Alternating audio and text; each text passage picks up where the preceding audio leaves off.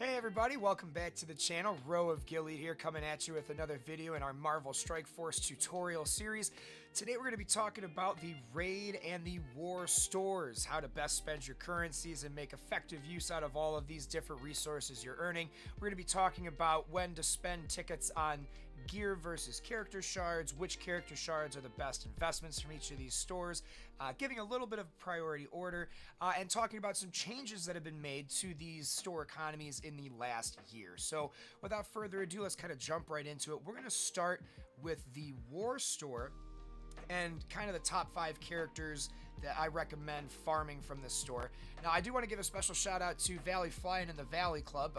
I was hanging out with them trying to think of the best units to use, and a lot of the members of that community are shared with my community, and it was kind of cool to get their take, and it was nice to see it kind of lined up with my projections. A lot of them have more time in the game than I do, so this felt really good. Now, the first team across the top here on this roster screen is the top 5 characters I would recommend farming from the war store. And we're going to go into depth and look at the war store itself here in just a moment, but these 5 characters in no particular order are Carnage, Ironheart Mark II, Sylvie, Firestar, and Nakia. Now, there's 3 of these characters that are a bit of a higher priority, and the other 2 are kind of more background projects because they're useful elsewhere. And the top 3 characters here, you're looking at Ironheart Mark II, Carnage, and Sylvie. Now, these characters are all raid characters, and raids are like the second biggest thing you do every day, right? You do arena every day, and you do raids every day, right? Everything else is a few times a week, so you're going to get the most value out of these raid-based characters, especially since all 3 of these characters are part of new meta raid teams that are going to be strong for at least the next 8 months to a year. Now, farming these 3 characters versus these 2 characters is a bit more expensive, and we're going to kind of get into that economy here right now. Let's hop on over to supplies and go check out the raid store so you could see, or sorry, the war store, so you could see what we're talking about here. Now, I have Nakia complete. The War Dogs are one of my first teams I built in this game. So she's already done, but you can see you get 10 shards for 2,000 war credits, whereas for Ironheart and Sylvie, it's still 10 shards, but you're spending 2,750 war credits. And the reason for this is that these are newer characters. As they filter and cycle in more characters, their prices will eventually come down, but these 2 are the meta, right? These are part of the Pegasus and Bifrost teams respectively. They're not the most necessary characters on the team, but if you want the team to function as intended, especially in the raids, these are going to be the characters you want to focus on. Now, I'm on my main account, and as you can see, I do not have a lot of war credits. I've been spending them pretty regularly because there's another argument to be made for both the raid and the war store in that they are valuable resources on spending gear, especially on mini uniques. So here you can see I need this augmented ballistic weave for somebody. I need it for Rogue if I want to get her up, Titania, Echo, Firestar, Taskmaster, my Emma Frost, right? So a lot of people are going to need this down the road. And these mini uniques aren't just here in teal gear. They're also here in the orange gear, right? They're also here in the purple gear. So there is an argument to be made for spending your war credits in the store on uniques as well as on characters. So personally speaking, I need both these character shards and I need the mini uniques. So what I try to do is when I do a war and I have my payout for that war, if these characters are here, I will try to grab a character and a mini unique. If those characters aren't there and all my mini uniques are good, I'm trying to buy as many uniques as possible, especially these quantum energies. I need them to get Kang to gear tier 18, and so there's always going to be a weird friction between what you want and what's available. So I do my best to not hoard because, who knows when you're going to have a day like today when both of these characters are here and available. And they take the longest, I think, next to the arena shard characters. So that being said, it's smart to keep in mind what you're looking for, what you're really pushing for. If you already have these characters unlocked and you're way far away from that 6 stars, and there's 3 mini uniques here you want for teal or orange or what have you, then it might be best to pull the trigger. Now, that's good advice for returning players and existing players. But what are new players doing? What should new free-to-play light spenders be looking to invest in the War Store? And the answer is the same stuff. But you want to be a lot more judicious on where you're spending your characters, what you're spending your credits on for character shards, and what you're spending on for gear. It should be noted before we go too much further in the video that Scopely in the last 6 months, as part of their big community changes that they made, have increased the amount of gear. It used to be like 5 of these for 600 credits. Now it's 10. And they've kind of upped that across the board in both the War and the Raid store. You're getting more gear for the same amount of War and Raid credits that you used to spend. So as a newer player, what I've been doing on my free-to-play account is kind of the same thing I do on my main account. If I have enough to push to unlock one of these key Raid characters in Ironheart Mark II, Sylvia, or Carnage, then that's where I invest those credits, because I'm going to need those characters this year. But if they're not there, or if I have, one of them and extra credits, I'm trying to buy up as much of the blue and purple gear as I can to help really ramp up my roster for my free-to-play account. So whereas a year ago, the advice would have been never spend on gear here, I think the advice now is invest in gear for the early stages of the game, because you're definitely getting more bang for your buck. And then as you start to progress, don't really spend so much on the orange or, and just kind of hold off. Maybe start farming teals early. But once you're like into purple gear, you can kind of ease off the gear for a bit, focus more on characters. And then once you get back to, the 70s and 80 range, and you're starting to go for that teal gear, maybe back off the characters a little bit, invest a little more in the teal gear, so this way you can keep your roster fresh and current and you're not falling behind in your activities. So that's the War Store. Oh, I almost forgot, because I forget this myself all the time. It is important to know that there are also elite war credits, and you get these every war as well.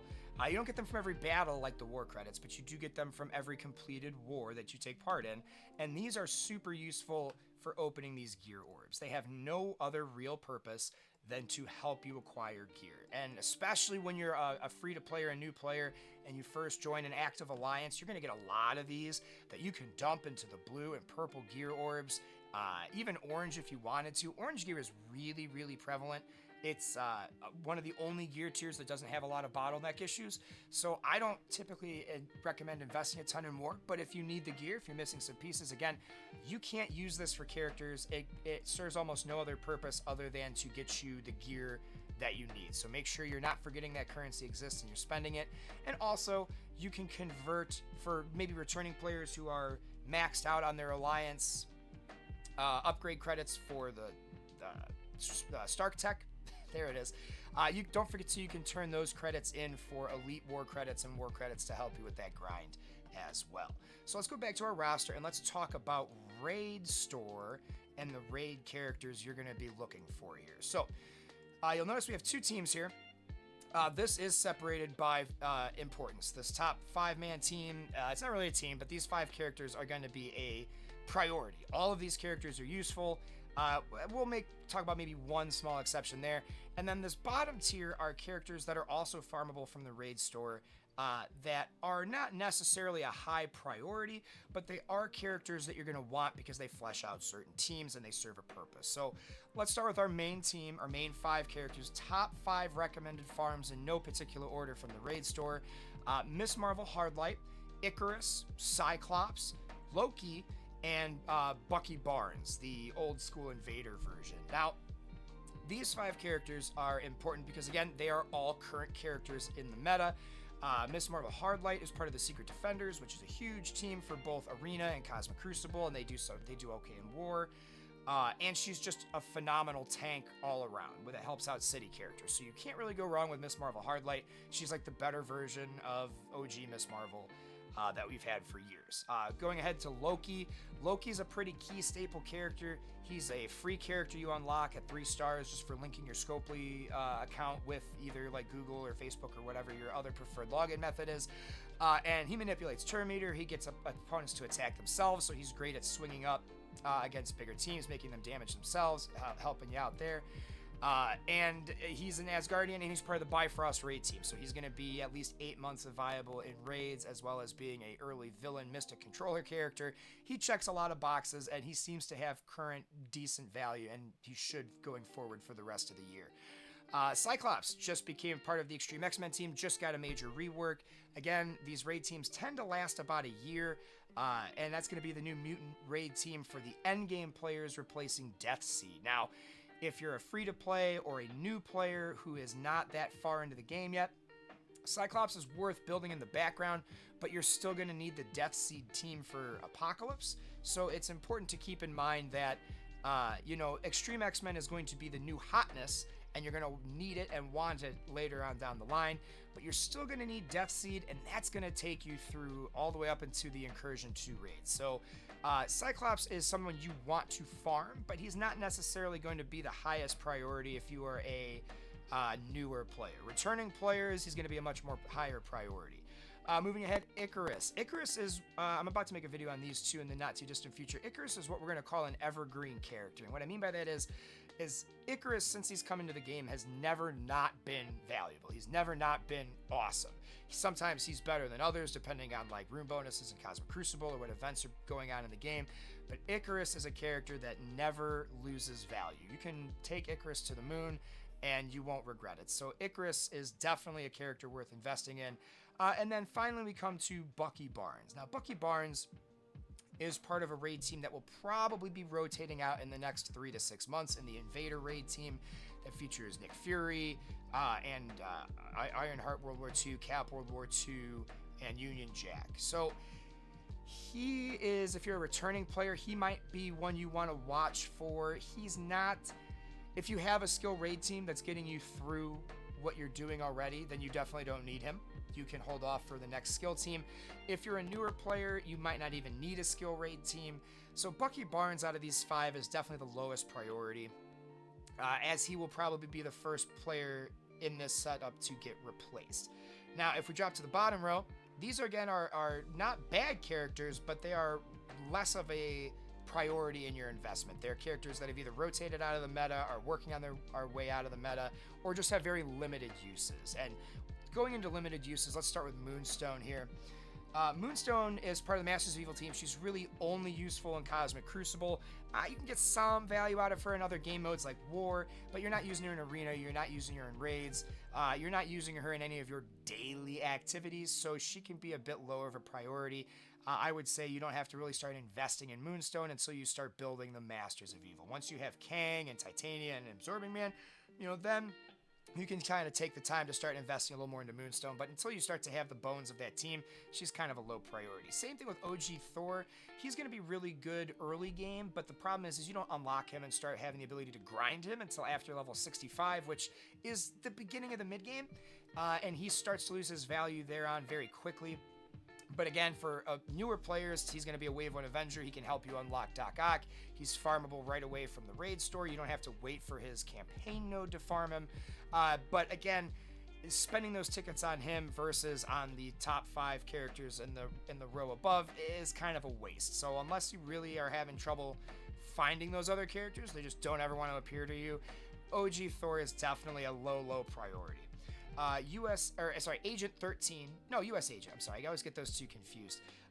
US Agent is definitely a character that he's falling out of favor very quickly. He is one of the worst characters on the Rebirth team. He served very minimal purpose except for making that team function as intended in the raids, and they are rotating out of the raids. Captain Carter and Captain America are still characters you're going to want to invest in.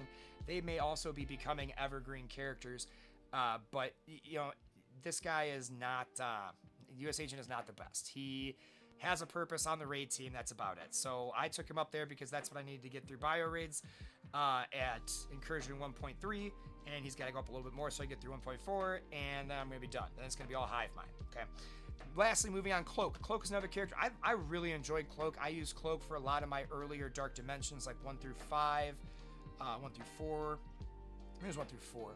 And he's great for the New Warriors, his Cosmic Crucible team. So he's going to have some more value because Cosmic Crucible teams never really fade out.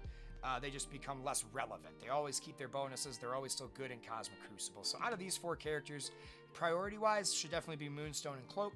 And then if you're struggling early game with a raid team or getting enough characters to unlock Doc Ock, you can maybe think of investing in OG Thor. Now, let's pop over to the raid store and kind of check out currencies and what's available for us there. So you'll see these are elite currencies. These are kind of new, and they're used to unlock awakened abilities for the Scourge and Pact legendary style characters, and they're very useful, but we're not going to really go into much detail on these today. This is not, these people who are grinding for this stuff, this video is probably not for you. But if there's some demand, leave it in the comments and we'll make a priority order list. But I know those things exist from players who are farming these things every day, like Mobile Gamer, Valley Flying. So maybe look to them if you want some elite raid credit tips. Now, that said, you'll see we maxed all these characters out because they are that important. And, you know, once you start racking up these raid credits, they get later and later into the game, they became less and less relevant. There's no mini uniques to farm here for gear, for teal or orange. There is some stuff you need. You know, there's some orange stuff down here that you might want. But again, orange gear is super duper prevalent. Same thing with purple gear. It's pretty easy to get nowadays. It's not great, but it's not awful. It's not as bad as it used to be. But especially early game, kind of like the War Store, it's a balance between the characters that are going to help boost what you're trying to do. Icarus is nice and cheap now. He's only 1,400 for 10 shards, so he's kind of like a gimme almost every time. But because you get more raid credits than war credits, you know, it's a little easier to farm somebody like Icarus or, you know, another lower ticket character and still be able to afford to grab like blue and purple gear. So if you're a new player, that would be my highest recommendation. Get Icarus and then use these credits to really boost your character progression quickly. And then, you know, once you're caught up on gear, go straight back and start farming these must-have characters again. So, you know, for Raid Store, again, you could be a little more liberal with what you spend on gear because you're going to get more of the currency. So if you're going to prioritize War Store, lean towards characters, but if the characters you want aren't there, feel free to spend it on gear. Raid Store, characters first, then gear, but you can afford to be a bit more liberal on what you spend on gear because, again, you're doing raids every day, so you're going to be getting that raid currency every day as long as you're in an active alliance or at least being active in raid participation. And then lastly, there are orbs for raid credits. I would not spend your raid credits on these orbs. I just don't see you getting as much value as spending the War Elite credits because that's going to get you a lot of the same blue and purple and orange gear from those War Elite credits, but you have nowhere else to spend those, right? The raid credits you can spend on the orbs, sure, but you can also target farm characters and gear. So I would not open raid credits, orbs with raid credits. Would not recommend opening orbs with raid credits because that's going to be more random when it's a plentiful currency that you can use to focus farm the things that you want. And again, you already have that's arena. You already have these War Elite credits that you can spend on blue, purple, orange, and teal gear orbs. So save those raid credits for target farming because you have these elite credits to do a lot of that for you. So with that, everybody, I believe that brings this tutorial video to a close. So if you are interested, we're going to drop this back up on the screen here so you guys can see again the top characters for the War and the raid stores as we're kind of cycling out. Things to keep in mind, always pay attention to the channel. We're going to be continuing to upload more Marvel Strike Force beginner, new player, returning player tutorial content. And we always stream on Twitch. We do Tuesday, Wednesday, Thursday. We do mobile games from 7:30 a.m. to about 10, 11 a.m. We do Marvel Strike Force, Star Wars Galaxy of Heroes, and Lord of the Rings Heroes of Middle-earth. And we're trying to make content for all of those games as well. So if you like what you're seeing, make sure you like, subscribe, leave a comment down below if you think I missed anybody. I will say that as they add new characters to these stores, they should always be a priority. Make sure you're keeping your eyes on the meta. Make sure that you're always looking to the future because these games are always a long-term grind. With that, though, everybody, thank you again for coming out to the channel. I hope you found this video useful. Long days and pleasant nights, and I'm looking forward to seeing you all in the next one.